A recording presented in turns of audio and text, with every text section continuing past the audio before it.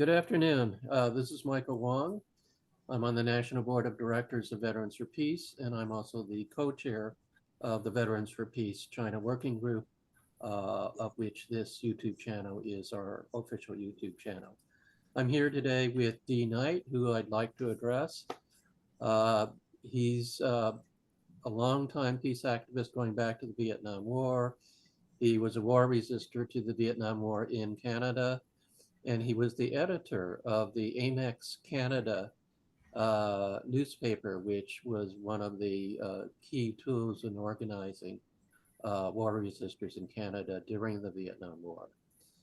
He's also the author of My Whirlwind Lives, a book about his life and his different experiences. And he's got other books that he's published. He'll talk about that himself. After the Vietnam War, he returned to the United States. He was involved in working with the Sandinistas in Nicaragua in their resistance to American empire. He was an organizer during the Iraq War of peace demonstrations against the war, which involved millions of people.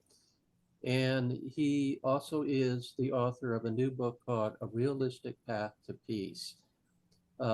Dee, would you tell us about your experiences in these different wars and how you resisted them, and also show us your newest book? Okay, not necessarily in that order. Thank you very much for that very kind and fairly comprehensive introduction. It makes me feel a little bit old because some of that experience goes back 50 years, but I'm happy to say that I'm still here. Like Mike, we've known each other in one way or another for most of that 5-decade period, which is remarkable in itself. Just a little bit about a realistic path to peace, since it may be the most. All right, I'm going to just talk about it and tell you where you can get more. Realistic Path to Peace has a website called realpathtopeace.com, and it's available there in paperback and also in ebook and audiobook form.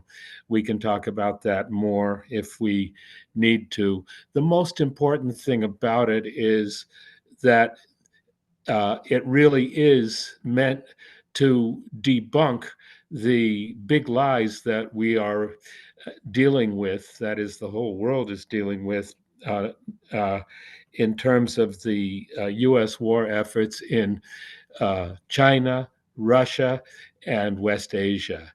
And it is thoroughly documented and also has sections on why the war machine is so difficult to stop on the one hand, and what we can do to stop it.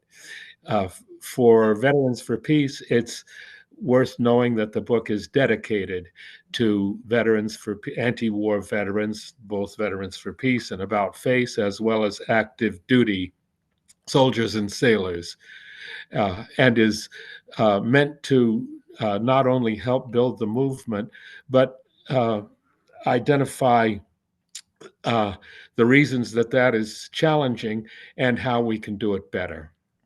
Most recently, uh, I was invited to China as part of a delegation to uh, get a better sense of what's happening in China and help dramatize the Chinese desire to share itself with the rest of the world. Um, China is opening up in ways that are especially important to anyone who wants to see for themselves. It's even more, uh, it's even easier, more economical, and in some ways more exciting to visit China today. That was my experience in recent weeks. I've now visited China 3 times and have found it ever more interesting and exciting. Perhaps the most important visit was a year ago when we visited Xinjiang. I wrote an article about that called Eyewitness Xinjiang, which is because this article is easily accessible on the laprogressive.com site, as well as most of the articles I've written in recent years.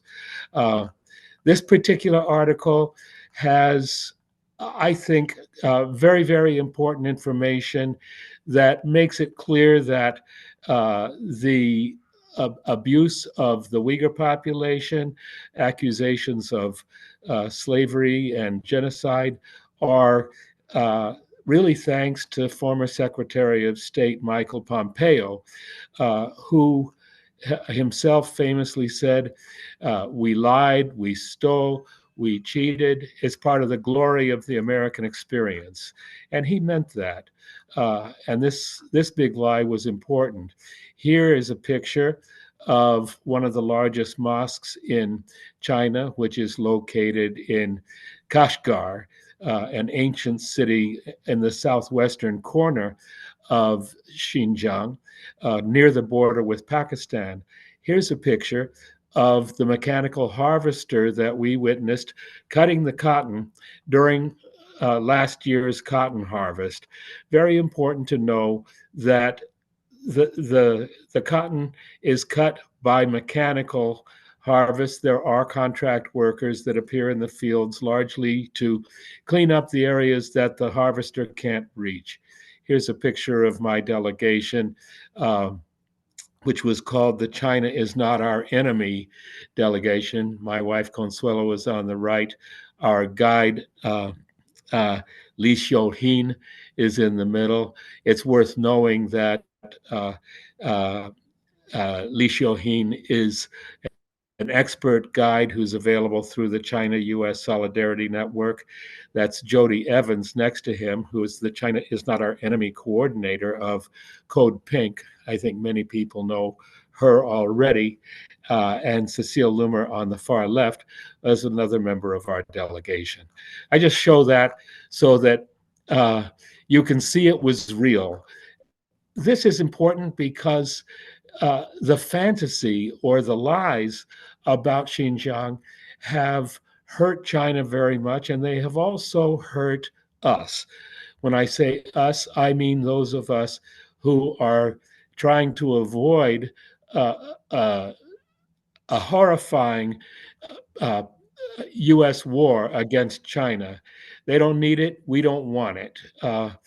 And the other thing I want to show is uh, the most recent article that I wrote that basically conveys the message about China's opening up for people to people tourism, which turns out to be a wonderful experience for us. On that most recent trip, I flew first to Guangdong, the giant city just north of Hong Kong, and from there went to the interior province of Guizhou, its capital, Guiyang. This is an amazing place. It's largely populated by ethnic minorities, the Miao people and several others, um, and has recently been the focus of part of the targeted poverty alleviation program. I was fortunate that our host, who was the deputy chief of the provincial foreign affairs department in charge of uh, American and European relations, she told me about visiting Nebraska, of all places, to buy cattle for China. She also told me of her participation as a volunteer in efforts to help the extremely poor native population there to market their incredibly beautiful handcrafts. We also flew from Guizhou up to Shanxi, which you can see is quite close to Beijing. It is part of what can be considered China's industrial heartland. It's a source of coal and steel. but it's also an incredibly beautiful mountain province. And some people like me really like looking at maps, and it can help um, when you need to get a sense of uh, the the size of the place. Um, People are mainly familiar with Beijing and Shanghai. We flew from Shanghai to Beijing all the way to Xinjiang, which is on the far west corner, just above Tibet. And it's interesting for people to be able to see that Xinjiang and Tibet seem very tempting to the people, the CIA and the other US government people that hate China and want to chop it up and make it smaller and weaker. Xinjiang is, as you can see, a giant province. I think it's geographically the largest. Much of it, though, is desert, but it is the source of about 25% of China's oil.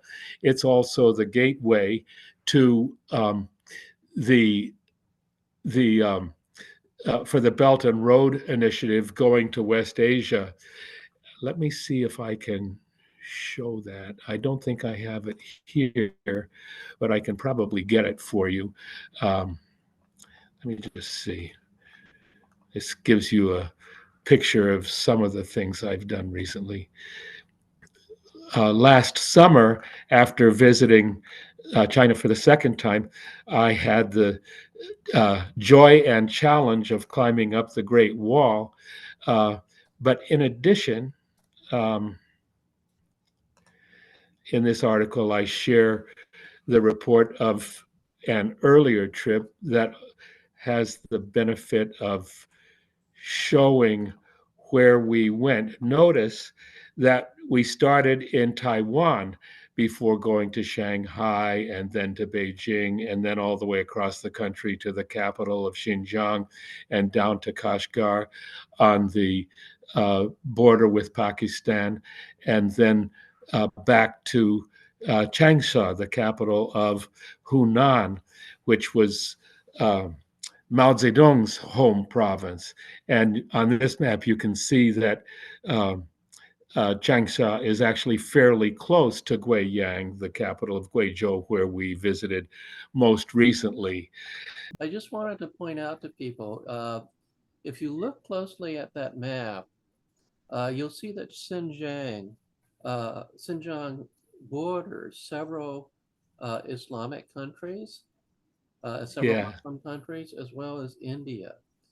And yeah, when the Americans accuse China of suppressing the Uyghurs or committing genocide or any of these kinds of things, you have to ask a very simple question. If that were true, why do we not see a flood of thousands of refugees flowing into these neighboring Muslim countries or to India, which shelters the Dalai Lama, or any of that? Why is there no big flood of refugees flowing in there? If there's such a genocide going on, after all, when America makes war on Middle Eastern countries, we see tens of thousands of refugees fleeing those countries into Europe, flooding Europe with refugees and causing immense, turmoil and political uh, controversy in Europe over how to handle these refugees. But nothing like that is happening out of Xinjiang into the neighboring Muslim or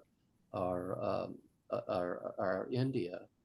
So yeah. And just to reinforce that, on the trip that I completed a couple of weeks ago, one of my co-delegates was a young translator from Kyrgyzstan, which can be seen here just to the north and west of Kashgar in Xinjiang. Interestingly, he did his graduate studies in Chinese in Urumqi, which you can see, it's the capital of Xinjiang. he is now quadrilingual. He speaks fluent Mandarin Chinese as well as Russian and Kyrgyz and English. His English helped me quite a lot, um, as did his Chinese, since I needed help with translation.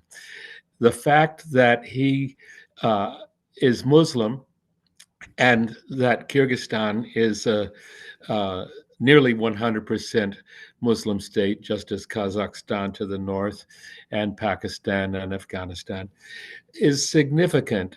Just as Mike, you're saying, uh, there is uh, uh, total peace, really, between China and these uh, Muslim countries, which are all part of the Belt and Road Initiative. Let's see, I think uh, the Belt and Road Initiative uh, goes right through uh, Xinjiang to uh, Kazakhstan, Kyrgyzstan, as well as down to Pakistan. And it's very much part of China's core foreign policy philosophy, which is uh, forging a forging common prosperity for a shared future and building peace with as many countries around the world as possible. The count is over 150 now. It's one of the things I discovered very clearly is that it is totally genuine. The Chinese foreign policy philosophy is mutual respect and cooperation, and they really do mean it. So uh, I'm not sure quite how much more I should say about that. A couple of things as we look at this map that includes China's neighbors in the ASEAN countries, meaning Southeast Asia. You see here Vietnam, Laos, Cambodia, Thailand, Myanmar, as well as Bangladesh and Bhutan and Nepal. These countries are uh, the first and perhaps most important uh, targets for partnership economically and diplomatically with China, and the results have been really extraordinary. That, of course, is also true for the Central Asian countries. Recently, in fact, during the time that I was visiting in China, uh, Chinese President Xi Jinping was in South America. Most people know, but I'll mention it. He went there to inaugurate a world-class port uh, on the Pacific shores of Peru. That, together with another Belt and Road project, uh, a tunnel going right through the Andes Mountains to Brazil, essentially provides a trade corridor linking the entire continent of South America and making the cost of transport between South America and China significantly easier. If you wanted me to, I could bring up a map showing how uh, maritime commerce between China and South America basically has had to proceed around the Cape at the south of South America and then up to Buenos Aires in Argentina, as well as the major ports of Brazil, that is Sao Paulo and Rio de Janeiro, as well as Salvador. That, in a way, is another story, but it's a story that I find extremely exciting. I've uh, come back inspired from China and have just about finished another book called Befriending China, which goes into uh, the ways that the Belt and Road Initiative are not only impacting friendship between China and its partner countries, 150 of them, but is also showing that for us, that is to say, people in the US and the rest of North America and in Western Europe, uh, are to some degree missing out on the possibility of a genuinely exciting friendship that China is offering. One of the things that I found interesting during the recent visit, our hosts in Guizhou took us to the new bridges. They have a bridge museum that shows the several dozen gigantic bridges that China has built just in the last decade. Let me see if I can show them to you here. I'm not as clumsy as I might first appear. This is actually a photo from a recent book talking about the bridges of Guizhou.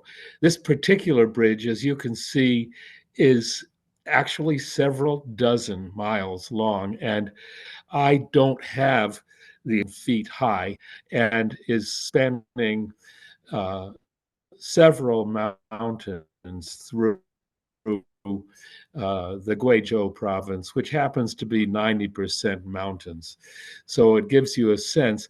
They have about 50 of the high bridges in the world.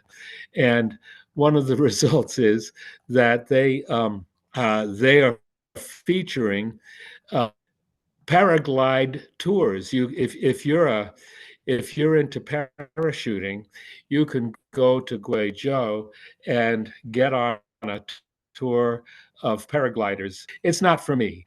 This pitting the climb up the side of this Buddhist temple that's in just north of Datong in the far north of China, near the border with Inner Mongolia. Let me see.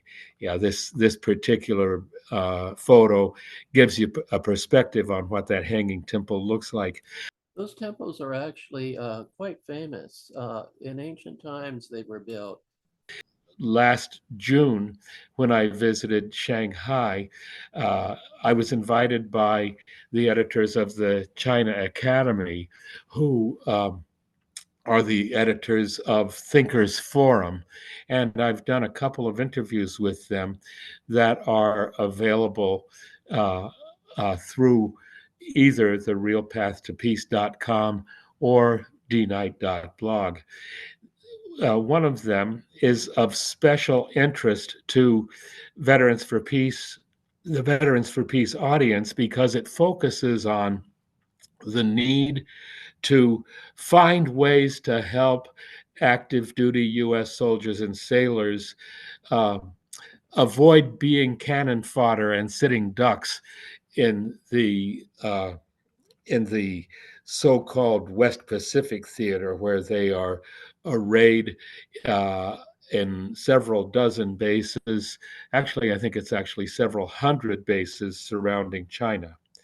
This is the book that we're talking about, and realpathtopeace.com is worth going to if you're interested in that book, because you can get it at a discount. You can also find special order offer for the audiobook that is just coming out this very week. And let's see if I can show you this interview with. I'm not going to share the video, but I wanted to show you. This is the interview I did on Thinkers Forum with the China Academy. It's worth checking out for anybody who's interested in uh, providing support to active duty soldiers and sailors arrayed against China in the U.S. encirclement of China, because it talks about something that I consider quite important, and that is helping these young people resist being used as cannon fodder and being deployed really as sitting ducks in an extremely dangerous war situation that seems to heat up continuously, regardless of what we try to stop it. And under current circumstances, could blow up any moment, the way people in Washington are talking about uh, opening their minds to the feasibility of nuclear war. So I just wanted to give you a picture of that. It's worth perhaps also taking a peek at some of the messaging in Realistic Path to Peace. Notice that we've got this Uncle Sam showing just how brave one can be when supporting genocide. And if we go down, you can see that the audiobook is a living thing that's already live in preview on the website. It's possible for anyone to pre-order it there. You can get it for $10 with a pre-order and get a free copy of the ebook of Realistic Path to Peace. And I'll stop there with what hopefully will not be considered just a paid political announcement. It's meant to share information. Yeah, there's a lot there. And I can tell you that one of the reasons it's important to me to be speaking with you, Mike, is that your audience, the anti-war and anti-imperialist veterans of the U.S. wars of recent decades, to me are the most important audience. The people that I really consider brothers and sisters and collaborators in trying to stop the war machine, which I think is perhaps the most important thing we can be doing right now. Yes, I agree. I mean, especially when I talk to people in the Chinese community, I know people across the political spectrum. Some of them hate the Chinese government, some of them love the Chinese government. Some people are at different places in between. But one thing that I noticed that they all agree on is nobody wants World War III between the Yeah, United States and China. Nobody wants something which could potentially escalate into a nuclear war.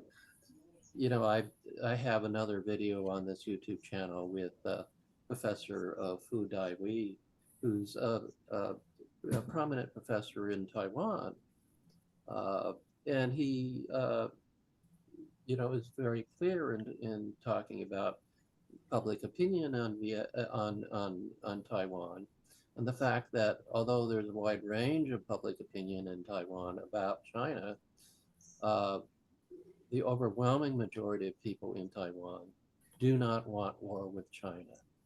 They have different yeah, ideas about, how they feel about China or what they think about the government or this or that, but they're all agreed they don't want war. Uh, yeah, so I think that, people of different political views can at least avoid the worst possibilities. I think that uh, that's the most important thing. Other than that, you know, political differences, diplomatic differences, economic differences. If we can just avoid war, these things can be worked out over time. We don't always have to agree with each other, but even if we agree to disagree, at least we don't need to kill each other over it. sounds like a good idea to me. And one of the things that I also found that kind of reinforces that, really two things. First, when we stopped in Taiwan, what was crystal clear to me is that Chinese everywhere are part of the Chinese nation. And that really reinforces what you're saying, that they don't want war. There's another part of it, though. Uh, Inside China, one of the messages of Xi Jinping is that it's possible for the Chinese people to be friends with people all over the world, regardless of ideology. And of course, they are urgently hoping to forge people to people friendship with uh, uh, people in North America of whatever political stripe. That my late brother Joe, who was a Republican businessman who ran a beer distributorship in the mountains of eastern Oregon. After he retired about a dozen years ago, he and his wife visited China. It was their favorite retirement trip, uh, and they loved it. They didn't love it because they loved socialism. They didn't. What they liked is the fact that it's a beautiful country with beautiful people, amazing places to visit, loads of fun.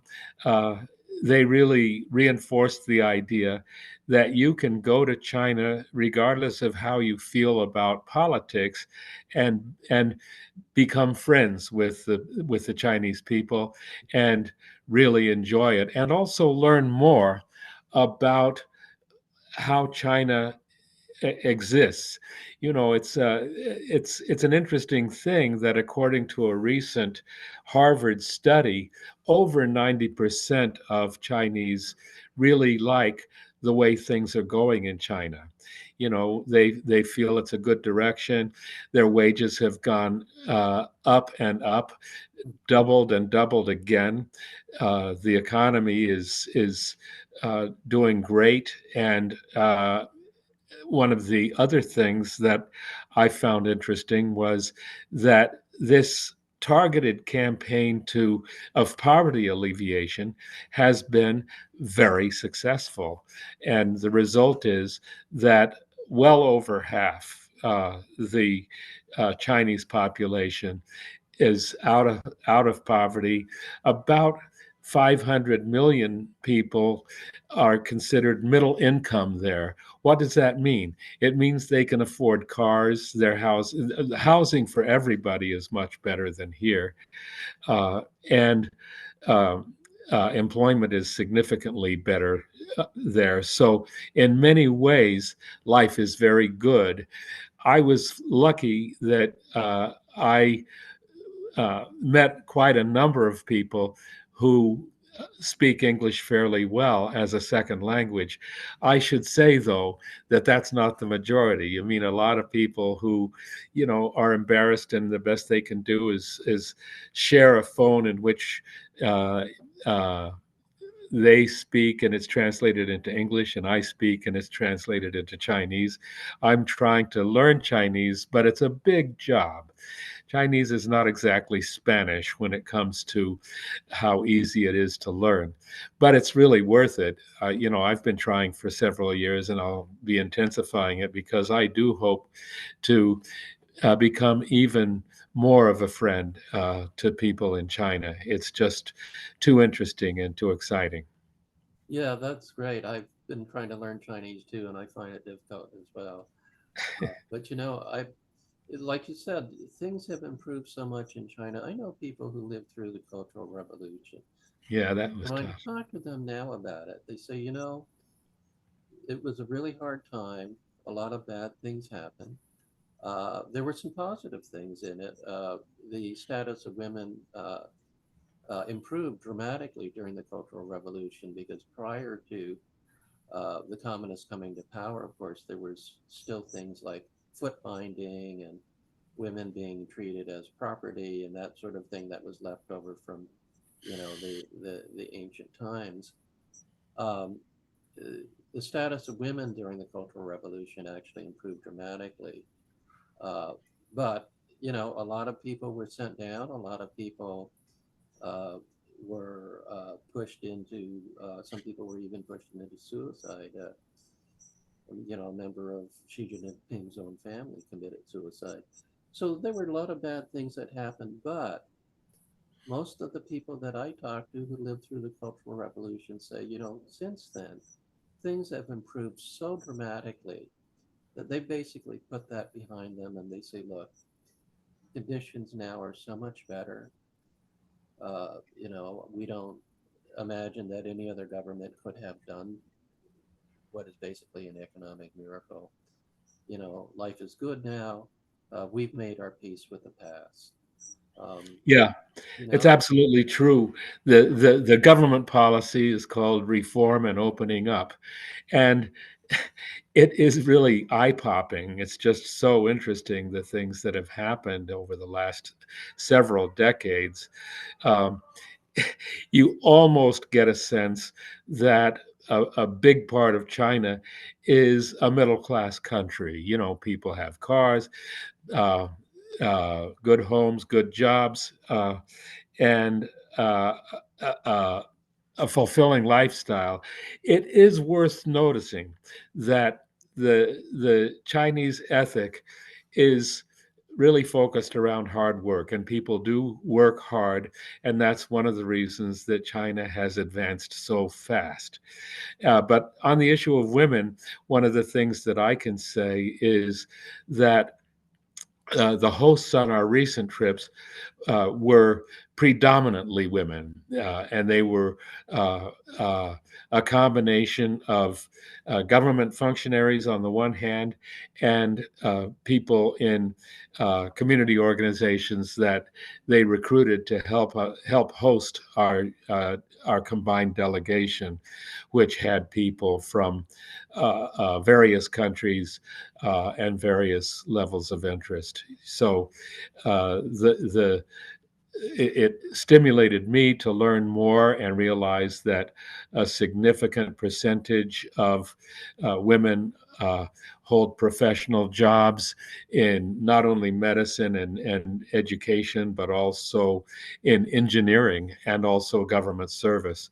So the old maxim from uh, Chairman Mao that women hold up half the sky is very real and very much alive in today's China.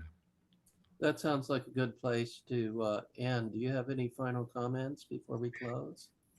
Well, I just want to thank you very much for this opportunity and express my greetings and warm solidarity to your audience. As I say, the anti war veterans group is very close to my heart. And so thanks for the opportunity to speak with your audience. Okay, thanks, Dee. We'll speak again at some other time, I'm sure. Thank you. Thank you. Looking forward. Bye for now. Bye bye.